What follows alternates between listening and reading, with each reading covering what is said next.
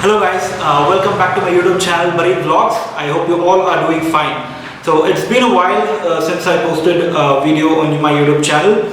I've been occupied with some personal work, so meanwhile I thought I'll probably maintain my bike and get it serviced and look out for a small upgrade that would actually be required for long touring. There are a lot of stuff. I don't want to mess up my bike with all of those things. I mainly concentrate on the utilities that would be required. So today I have this product here. It's a mobile holder with charger. So this product holds a warranty of 1 year. It costed me around 800 including GST. So I'll make this video of installing this charger on my bike today. So let's go ahead. Alright, so this is the product. This is the mobile holder plus charger. It's a brand called MotoCare. So let's see how the product is. So this is the bill, and this packet contains this rubber gripper and this cushioning pads along with 2 spare holding pads. And now comes the product. Okay, so this is the charger. There was another one which was a similar kind of a product, but the problem was it weighed very less, and the metal did not seem so appropriate to be fixed on a touring bike. We obviously want the charger to be more reliable and durable, and the company claims that this is water resistant as well. So only time will prove how much that is true actually. So if there is any problem, I will obviously get a replacement, or if it is a warranty, then I will have this adapter replaced. So they do that probably. So yeah, so before I go ahead and install this clamp actually fits on the lever of the clutch. So and these are the main connections that I'm going to give it to ignition. So now mostly what people do is they tend to connect the charger directly to the battery. That's a strict no-no. There are a few disadvantages of doing that. I will be talking about that later. So these are the 2 electrodes that I'll be connecting. But before that, I'll first try and connect it directly to the battery and see if the USB charger is working. So if it's working, then we'll proceed with the whole installation process. Okay, so what we're going to do now is we're going to check this with the battery. So let me just open this cover. And let's see how it works. So most of the time what happens is people usually try to connect the adapter directly to the battery, which is not advisable.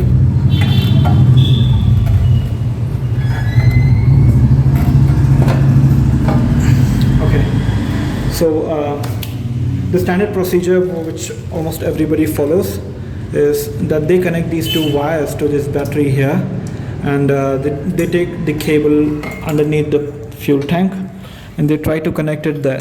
So the problem that happens doing this is the battery keeps providing power supply like 24/7, and whether your bike is switched on or off, irrespective of the ignition status, your battery will always supply power.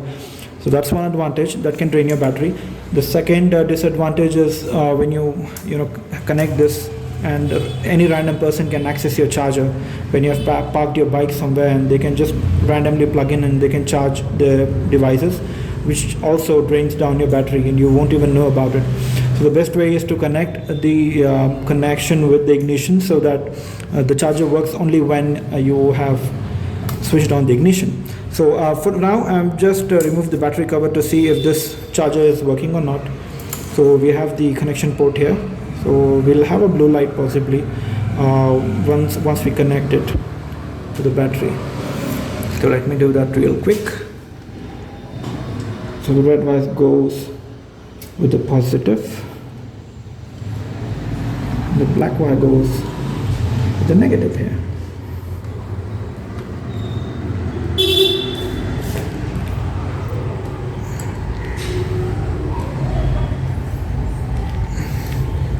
So once done, let's see if this is working now. Yeah, so you can see that blue light in here. So the charger is working fine. I just wanted to check before I connect it. So I'll just remove these plugs now. and we'll start the actual connection now. I'm going to put back this battery cover. So to proceed with the mechanicals, I'm using the default toolkit that's been provided by Royal Enfield. I'll only require this screwdriver. I need a star screwdriver because I need to open the headlight dome with this, where all the wiring goes, and I'll require a spanner with the number 10 so that I can open the handle lever for the bike. And I'll separate this component from here, which I need to fix it to the clutch lever here.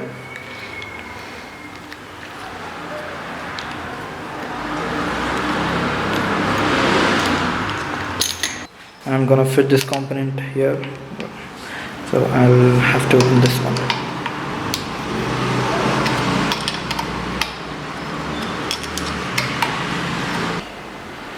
Please be conscious that this nut and bolt here actually holds your clutch, so if you're not tightening or losing it properly, you may have a disfigurement of this clutch here.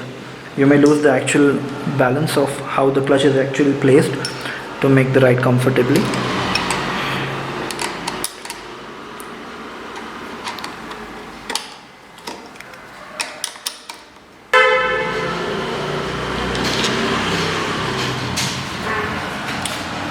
So here goes the clamp. I'm tightening the screw here.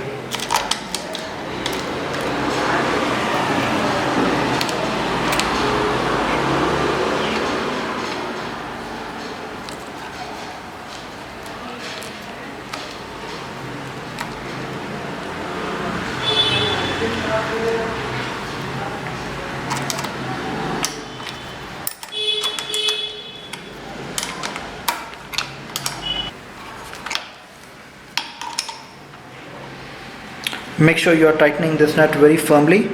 The clutch should not be shaky when you do that.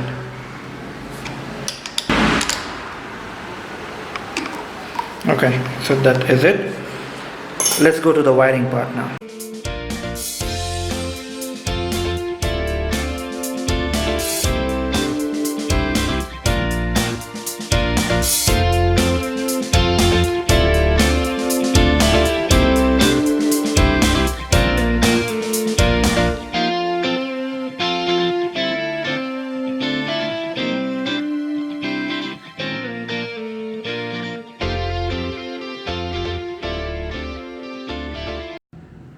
So coming to the wiring part now, you have the screw on the headlight that you need to open. Now opening this screw is going to open the whole casing, and the headlight is going to come out, and you'll see all the circuits, fuses and wiring that's been done inside. So we'll do that. And yeah, this part is going to be very shabby in this case because I already have installed fog lights, so there should be a lot of wires inside.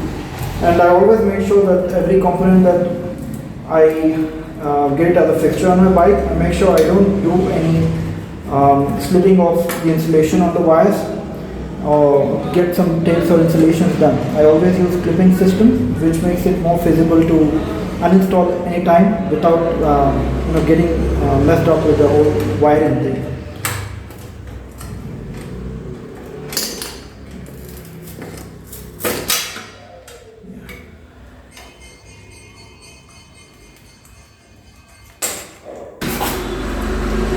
So here you have all the clippings that I have done for these fog lights. You see these all are clippings for these lights. This is the main clipping where you insert this red cable. And meanwhile I was figuring out all these clippings, I have cut this cable measuring the length that I required, and I've removed those round clips that we had. So what we are going to do now is, there are two clippings wherein we need to insert one positive and one negative wire. The clipping here that you see, this will be the one which has red and grey wires. This will be the clip in which we insert the red positive wire, and this little clip here. In a standard case, an original fitment from the factory, you usually get a brown color clipping. Now since I got these fog lights, one of the neutral wire has been removed and has been tapped into these lights. So for now, we have a different clip here, that's a green color. So we'll be inserting the neutral here and the red wire here.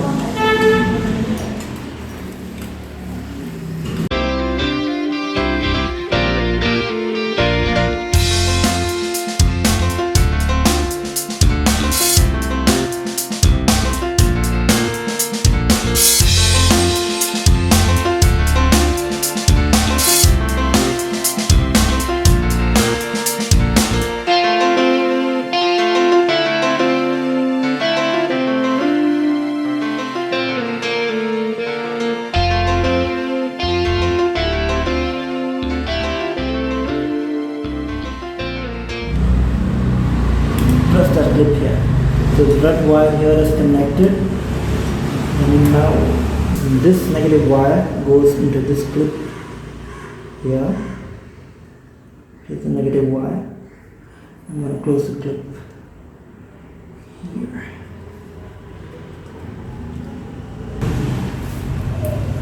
Okay. So there goes the clip. This was for the positive wire and this was for the negative wire. So let's switch on the ignition and check how it works. So now the ignition is switched on. Let's see if this thing works or not.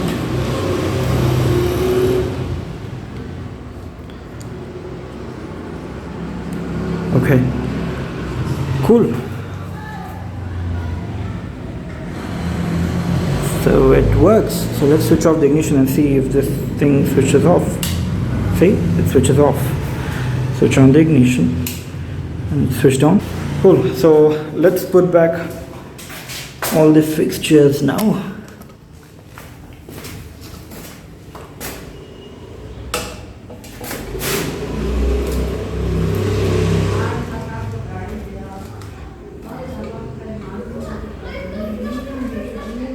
Before I do that, I'll check all the electronics if they're working fine, just to make sure nothing's being hampered. Okay, fog lamps work fine.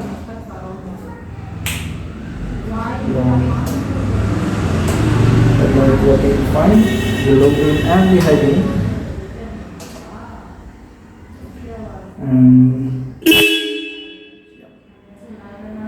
Everything's working fine. I'll just put back all the things.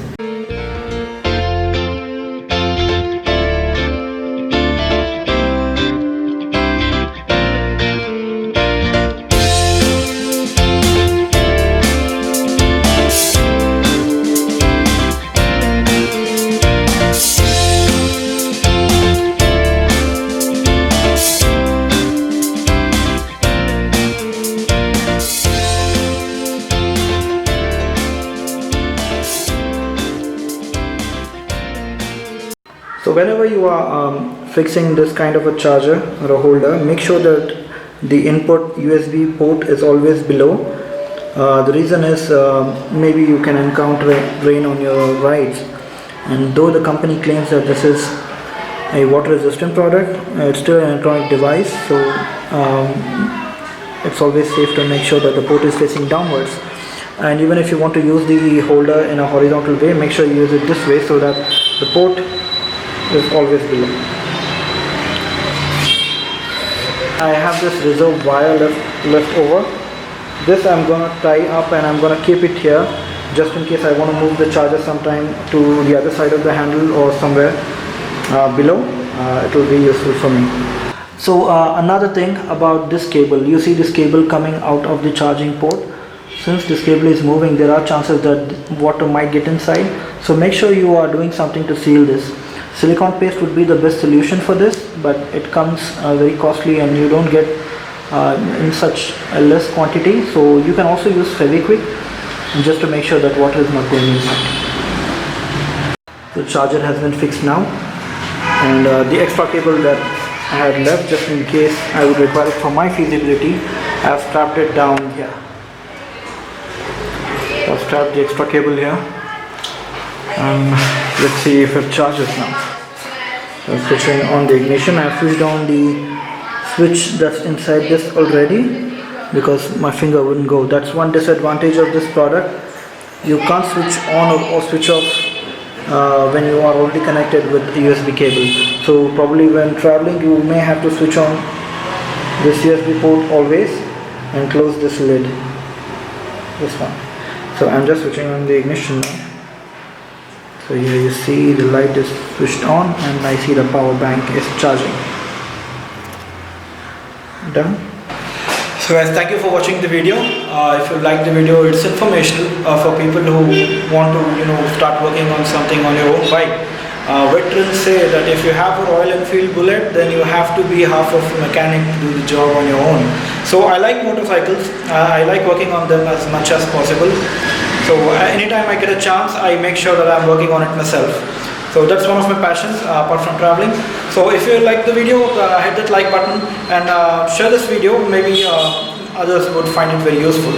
So and yeah, also subscribe to the channel if you haven't already and turn on the post notification icon. So this was it for this week. I'll come up with some other video by next week probably, and then it will be a good information.